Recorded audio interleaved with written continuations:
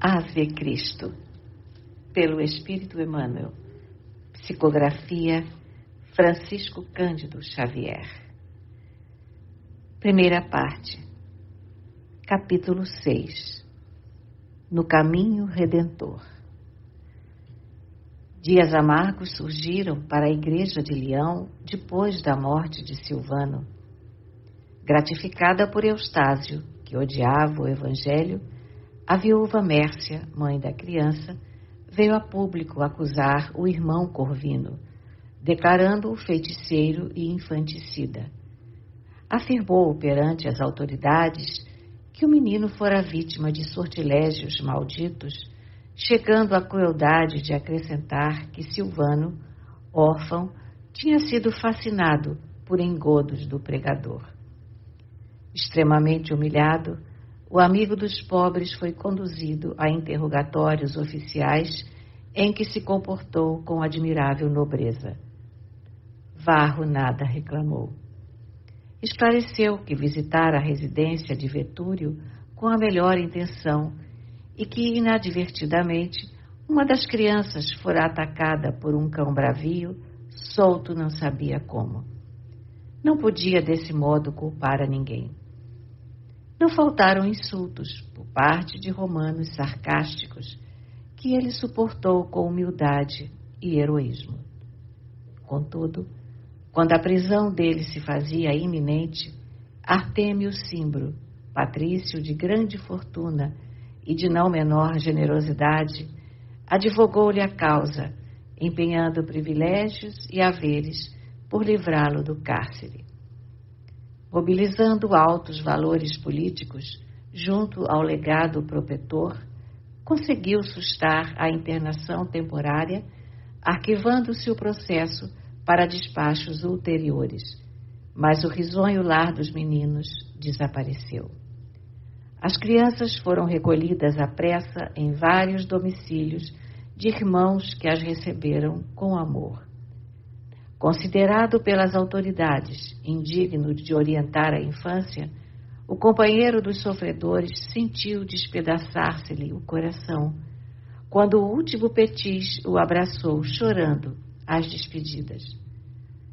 Quinto Varro, o padrão varonil do bom ânimo e o exemplo da fé viva, não obstante a fortaleza espiritual de que invariavelmente dera testemunho, cedeu à tortura que antecede o desalento. Entre a paixão pelo filho inacessível e o amor pelas crianças de que fora irremediavelmente despojado, era surpreendido, vezes frequentes, entre lágrimas. Em muitas ocasiões, dentro da noite, via-se diante da chácara senhoril de Vetúrio, tentando ver o rosto de Tassiano em algum ângulo das janelas iluminadas, e não raro, horas mortas, buscava essa ou aquela residência particular para avistar-se com algum dos filhinhos do coração. Estudava intensamente, tentando fugir aos próprios pensamentos, em longas vigílias que terminavam pela extrema fadiga. Mal se alimentava, empenhando-se em trabalhos sacrificiais pelos doentes, receando talvez mergulhar-se na amargura, da qual resvalaria fatalmente para o desânimo. Apesar das advertências dos superiores e dos amigos, perseverara na excessiva movimentação, até que caiu no leito, sob invencível cansaço. Febre alta devorava-o devagarinho, constrangendo-o a oscilar entre a vida e a morte. Por fim, à custa de carinho e devotamento dos companheiros, venceu o inquietante desequilíbrio, mas, apático e abatido, deixou-se permanecer na enxerga do quarto humilde, sem coragem de levantar-se. Certa noite, acariciado pelo vento fresco que passava, sussurrando brandamente, lembrava ele o velho Corvino com maior intensidade. O luar e a atmosfera pura, a câmara pequena e a solidão compeliam-no a recuar no tempo. Sentia imensas saudades do apóstolo que lhe tomara o lugar nos braços escuros da morte. Esposara a missão evangélica com extremado fervor. Dera à Igreja os mais belos sonhos. Renunciara a todos os prazeres do homem comum para favorecer em si mesmo a obra da espiritualização. Buscara esquecer o que fora para transformar-se no irmão de todos. Dividira o tempo entre o enriquecimento da vida interior e o serviço constante, mas trazia o espírito sequioso de amor. Seria crime o propósito de aproximar-se do Filho para consagrar-se a Ele? Seria reprovável o desejo de ser igualmente querido? Na condição de homem, procurara compreender a esposa e honrar-lhe no íntimo a escolha feita. Cíntia poderia transitar no caminho que lhe aprovesse. Era livre e, em razão disso, a mulher não lhe ocupava o pensamento. Contudo, a lembrança de Tassiano vergastava-lhe o coração. O anseio de ajudá-lo convertera-se-lhe na alma em ideia fixa. Realmente, vira-o agressivo e cruel. Jamais lhe olvidaria a revolta em ouvindo o nome de Jesus nos lábios tenros de Silvano. Entretanto, pensava, o rapaz era fruto da falsa educação na casa de Opílio. O homem que o condenara à morte física sentenciara-lhe o filhinho à morte moral. Seria aconselhável nada fazer pelo jovem que apenas começava a existência? Constituiria auto culposo devotar-se um pai ao próprio filho com a melhor intenção? Recordando, porém, a grandeza do ideal que o impelia ao amor da humanidade, perguntava a si mesmo por que motivo queria ao rapaz assim tanto. Se a Igreja povoava-se de meninos e jovens a lhe merecerem atenção e ternura, que razões subsistiriam para concentrar-se em Tassiano com tamanha afetividade, quando não desconhecia os intransponíveis impedimentos que os separavam?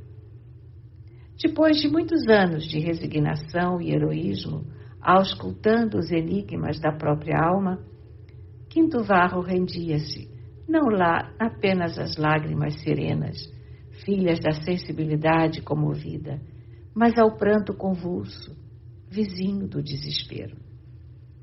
A brisa suave, em correntes refrigerantes, penetrava a janela aberta, como se buscasse afagar-lhe a cabeça dolorida.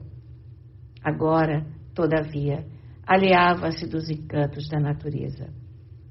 Apesar da multidão dos amigos de Leão, sentia-se abandonado, sem ninguém. A presença do filho seria provavelmente a única força capaz de restituir-lhe a sensação de plenitude. De pensamento voltado para a memória de Corvino, recordava-lhe os minutos derradeiros. Falara-lhe o venerando amigo, em termos inesquecíveis, quanto à sobrevivência da alma.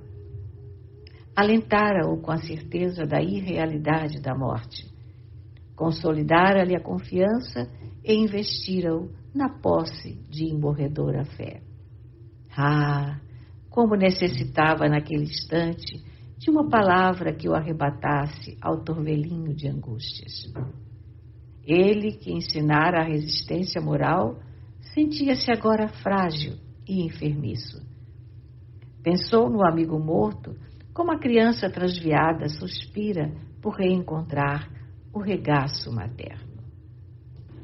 Relegado a si mesmo, na solidão do quarto, soluçava com a cabeça dobrada sobre os joelhos, quando notou que leve mão lhe pousava nos ombros recurvos. Perplexo, ergueu os olhos, inchados de chorar, e, oh, surpresa maravilhosa!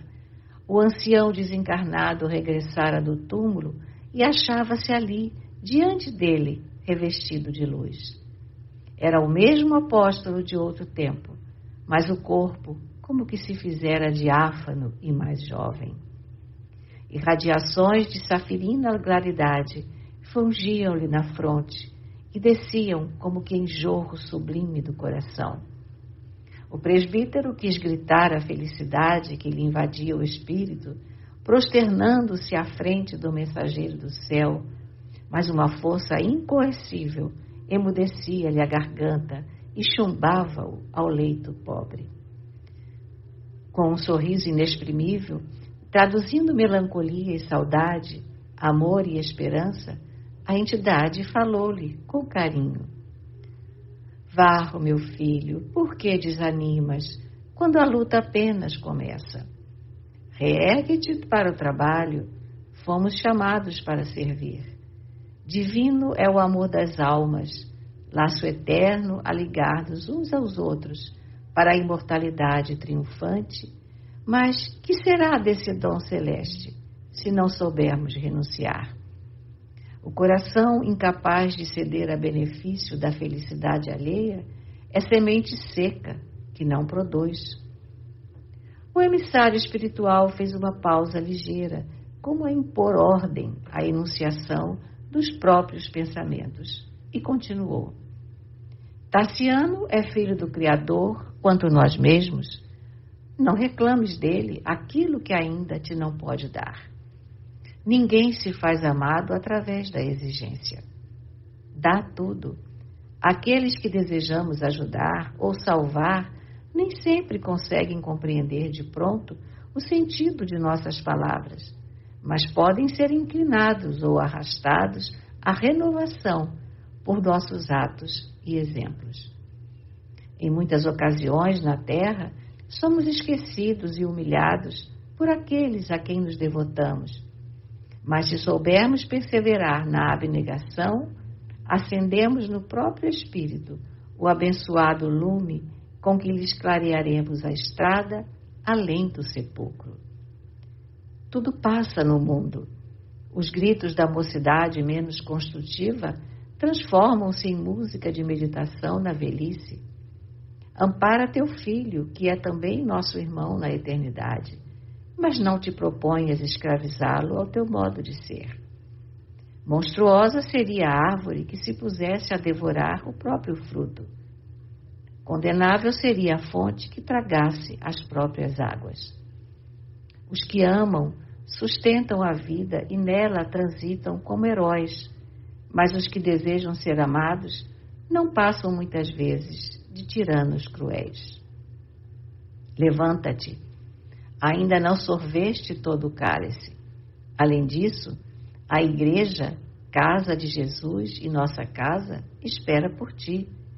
Os que lhe batem a porta, consternados e desiludidos, são nossos familiares igualmente.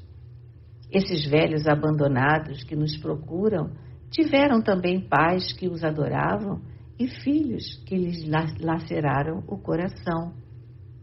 Esses doentes que apelam para a nossa capacidade de auxiliar conheceram de perto a meninice e a graça, a beleza e a juventude. Nossas dores, meu amigo, não são únicas.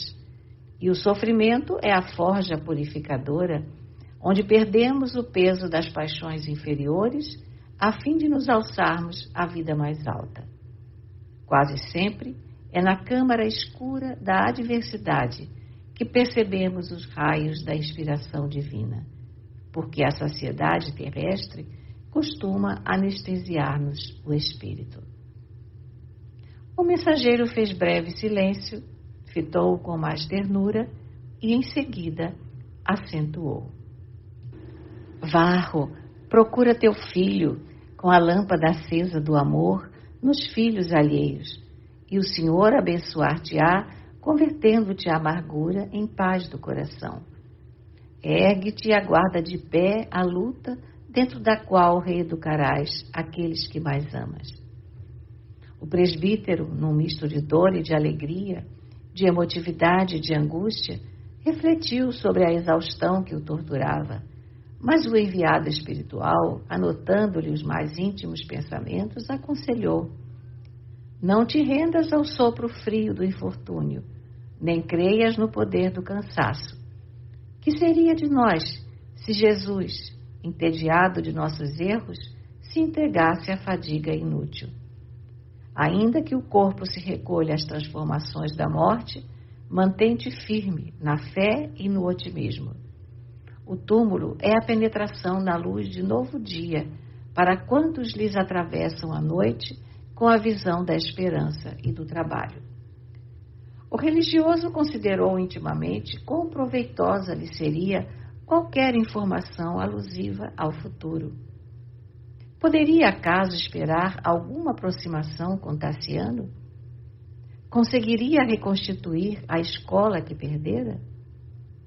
Bastou que semelhantes indagações lhe assomassem ao cérebro para que a entidade lhe dissesse bondosamente: Filho, não aguardes por agora, senão renúncia e sacrifício. Jesus até hoje não foi compreendido, mesmo por muitos que se dizem seus seguidores. Auxilia, perdoa e espera. As vitórias supremas do Espírito brilham além da carne. Nesse instante, o apóstolo desencarnado inclinou-se e apertou-o nos braços afetuosos. Quinto Varro adivinhou-lhe a despedida. Oh, daria tudo para abrir-lhe a alma e relacionar-lhe todos os acontecimentos daqueles anos de saudade e separação, mas trazia as cordas vocais entorpecidas. Corvino osculou-lhe os cabelos na atitude de um pai que se despede de um filhinho antes de adormecer, e recuando até a saída, dirigiu-lhe comovedor adeus. Lá fora, a noite esmaltada de estrelas embalava-se de brisas perfumadas e refrescantes.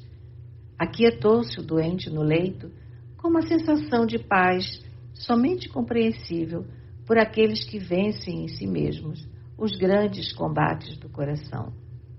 A breve tempo, como se houvera sorvido brando entorpecente, dormiu tranquilo. No dia imediato, acordou registrando singular revigoramento. Com o espanto geral, dirigiu-se aos ofícios religiosos da manhã para o culto da alegria e do reconhecimento. Mal terminar as preces habituais, notou, não longe do átrio, desusado movimento do povo. Gritaria ensurdecedora vagueava no ar.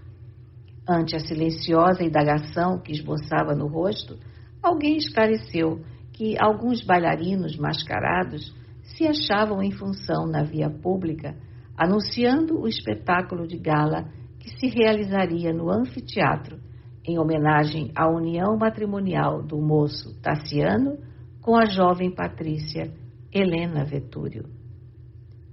A casa de Opílio tensionava solenizar o acontecimento com vários divertimentos públicos, de vez que o ricaço, senhor de extensas propriedades, pretendia fazer-se mais intensamente respeitado na comunidade citadina. Com efeito, Vetúrio e a família, acompanhados de grande séquito de clientes e aduladores, haviam chegado para a grande celebração. A herdade, dantes simples, embora imponente, convertera-se em verdadeiro palácio romano, superlotado de damas elegantes e de tribunos discutidores, de políticos ociosos que comentavam as intrigas da corte e de bajuladores sorridentes à procura do vinho farto. Escravos inúmeros iam e vinham à pressa. Movimentavam-se liteiras e carros de variadas procedências. Helena não cabia em si de júbilo entre o carinho do noivo e a admiração de quantos lhe cortejavam a beleza. Extremamente adestrada na vida social, fazia prodígios para agradar a aristocracia gaulesa, derramando-se em atenções por toda parte. Cíntia, porém, viera transformada. Intencionalmente, fugia de todas as festividades que lhe agitavam o lar. Ausente das conversações e dos saraus, era dada por enferma na palavra de Vetúrio e de Tassiano, ante as interrogações das visitas. Mas um homem antigo, velho associado de Opílio, desde a mocidade, asseverava entre os íntimos que a senhora se fizera cristã. Esse homem era o mesmo Flávio Súbrio, o velho soldado coxo, renovado também nas concepções da vida. Súbrio recebera em Roma inestimáveis benefícios da coletividade evangélica e alterara os princípios que lhe norteavam o destino. Do ateísmo e do sarcasmo passara a crença e a meditação. Não era um adepto do Cristo, na verdadeira acepção da palavra, entretanto fazia leituras edificantes, respeitava a memória de Jesus, dava esmolas e evitava o crime, que em outro tempo constituía para ele trivialidade sem importância. Por algumas vezes comparecera às pregações das catacumbas e modificara-se. Conseguira reter na consciência a bênção do remorso e reconsiderara o caminho percorrido. Todavia, de todos os dramas escuros que lhe povoavam o espírito, o assassínio de Corvino era talvez o que mais lhe dilacerava o coração. Em muitas ocasiões, perguntara, sem resposta a si mesmo, que teria sido feito de Quinto Varro. Onde teria desembarcado? Conseguira sobreviver? Nunca mais obtivera dele a menor notícia. Jamais esquecera a expressão de calma dos olhos de Corvino quando lhe apunhalara o tórax envelhecido. Supôs que o apóstolo gritasse revoltado. Entretanto, em se descobrindo angustiado, o ancião levou a destra ao peito opresso, sem o mais leve gemido de reação. Aliás, ao sair, notou que ele orava. Aquele quadro nunca mais se lhe apagou da memória. Perseguia-o em todos os lugares. Se procurava mergulhar-se em taças fascinantes, ou se buscava outros ares e companhias, com o intuito de fugir de si mesmo, lá se achava, no fundo da mente, a figura indelével do velho pregador, retribuindo-lhe a punhalada com a oração. Atormentado pela própria consciência, não tolerara o suplício que infligira a si mesmo e enlouquecera. Nas provações da demência, fora socorrido por um grupo de cristãos cujas preces lhe haviam balsamizado o espírito sofredor. Desde então, modificara o modo de ser, não obstante conservar encerrados consigo os seus inquietantes segredos, confiando-se aos braços renovadores do tempo. Quando Opílio o convidou a transferir-se para a Gália, não hesitou. Sabia que o missionário morto pertencera à coletividade leonesa e propunha-se algo fazer pela organização que ele tanto amara. Conhecia as hostilidades de Vetúrio contra o Evangelho. No entanto, não lhe faltariam recursos para ajudar, anônimo, a família espiritual que o irmão Corvino legara aos companheiros. Sempre ligado à casa de Vetúrio, fora informado por uma escrava de confiança que Cíntia, enferma, se dispusera a receber o auxílio cristão nos aposentos que lhe eram particulares e, restabelecida, alterara espiritualmente os próprios rumos. Simpatizara com a nova atitude da patrona, todavia, a esse respeito, nunca pudera ter com ela a mais ligeira entrevista. Efetivamente, essa informação era verdadeira. Cíntia tomara-se de súbita inclinação para o cristianismo. Logo após a temporária separação do filho, fora igualmente atacada pela peste, somente debelada com a interferência de um santo homem que, conduzido ao seu leito às ocultas por algumas escravas, lhe impusera as mãos em prece, devolvendo-lhe a paz íntima. Reerguera-se da cama, contudo sentia-se presa de insopitável melancolia. As crises de coração eram frequentes. Quando a casa se envolvia em silêncio, descia para o jardim, preferindo a meditação a qualquer bulício doméstico. Nessas ocasiões, muitas vezes Opílio a recolheu nos braços, enxugando-lhe as lágrimas abundantes. Estabeleceu com ela discussões que gradativamente se fizeram amargas e rudes e, por fim, considerou prudente afastar-se de Roma por tempo indeterminado, esperando que a palavra de Tassiano a dissuadisse. Em Leão, o padrasto entendeu-se com o rapaz, que, orgulhoso e inflexível, lhe escutou as confidências de semblante espantado e sombrio. O moço aguardou uma oportunidade favorável ao tipo de conversação que desejava, e na véspera do casamento, valendo-se de ensejo adequado, alegou a necessidade de apresentar à mãezinha alguns novos trabalhos que vinha movimentando, e retiraram-se ambos para vinhedo próximo. Ante o sol que se afigurava um braseiro perdido no poente afogueado, o jovem recordava pelo caminho que aquele era o seu último dia de mocidade sem compromisso. Na manhã imediata, marcharia ao encontro de novo destino. Sob ramalhudo e anoso carvalho, que parecia interessado em proteger a plantação nascente, tomou as mãos maternas e comentou os receios que lhe feriam a alma. Porventura teria ela esquecido os votos sagrados do coração? Soubera pelo pai adotivo que vivia agora dominada pelos sortilégios nazarenos. Seria isso verdade? Não podia conformar-se com a ideia de que houvesse alterado a direção da fé. Sabia-a forte, como sempre consagrada aos nomes domésticos, sem qualquer traição aos antepassados, e nela confiaria até o fim. A genitora registrou-lhe as palavras de olhos velados pela névoa do pranto, que não chegava a cair, e como se guardasse na alma a sombra do crepúsculo que começava a vestir a paisagem, respondeu com amargura: Meu filho, amanhã terei cumprido integralmente a minha tarefa de mãe.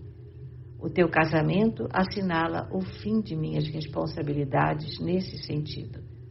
Podemos, pois, conversar, de coração para coração, como dois velhos amigos. De alguns anos para cá, sinto muita sede de renovação espiritual. Mas por que renovação, se o carinho dos deuses jaz sobre a nossa casa? Atalhou o rapaz, agastado e apreensivo. Acaso nos falta qualquer coisa? Não vivemos uns para os outros na doce confiança recíproca que os protetores celestes nos conferiram? A fartura de bens materiais nem sempre traz felicidade ao coração, observou a matrona sorrindo, triste. A riqueza de Vetúrio pode não ser a minha riqueza. Pousou no filho os olhos molhados e calmos que o sofrimento íntimo enobrecera e continuou, depois de longa pausa. Nossa personalidade, enquanto somos jovens, é semelhante à pedra preciosa por lapidar.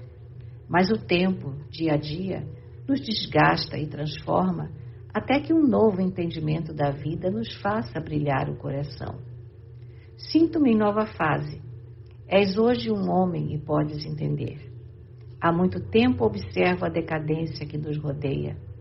Decadência dos que governam, a expressar-se em desmandos de toda sorte, e decadência nos governados, que fazem da existência uma caça ao prazer. Noutra época tive também os olhos vendados. Por mais falasse teu pai, avisadamente, buscando acordar-me, mais surdos se me faziam os ouvidos. Hoje, porém, as palavras dele ressoam em minha consciência com mais nitidez. Achamo-nos atacados no lodo de vícios e misérias morais. Só uma intervenção espiritual, diversa daquela em que até hoje temos acreditado, pode solevar o mundo. Mas meu pai, explicou Tassiano, visivelmente contrafeito, era um filósofo que não se afastou de nossas tradições. A documentação que nos deixou atesta-lhe a cultura. Além do mais, foi assassinado quando cumpria nobre dever no combate à praga cristã. A senhora estampou indisfarçáveis sinais de amargura na fisionomia serena e replicou: Enganas-te, meu filho. Cresceste ao lado de Vetúrio, sob a névoa espessa que nos esconde o passado. Devo, porém, asseverar-te agora que Varro era seguidor de Jesus. Tomando conhecimento da inesperada revelação, o rapaz transtornou-se. Estranho rubor subiu-lhe a face, entumeceram-se-lhe as veias do rosto, crisparam-se-lhe os lábios e animalizou-se-lhe a expressão. Amedrontada, Cíntia emudeceu. Qual acontecera no dia da morte de Silvano, o jovem patrício colocou-se fora de si. Não podia insubordinar-se naquela hora. Contudo, bradou em desabafo. Sempre defrontado por esse Cristo que não procuro, pela glória de Júpiter, nunca cederei, nunca cederei. A genitora recuou, possuída de forte espanto, jamais lhe percebera tamanho desequilíbrio. Tassiano apresentava a máscara indefinível do sofrimento e do ódio, qual se estivesse de chofre à frente do seu mais terrível adversário. Contemplou Cíntia, trêmula, e, esforçando-se em vão por acalmar-se, enunciou com um ar de desalento. Mãe, Opílio tem razão. A senhora está mesmo demente. A peste enlouqueceu-a.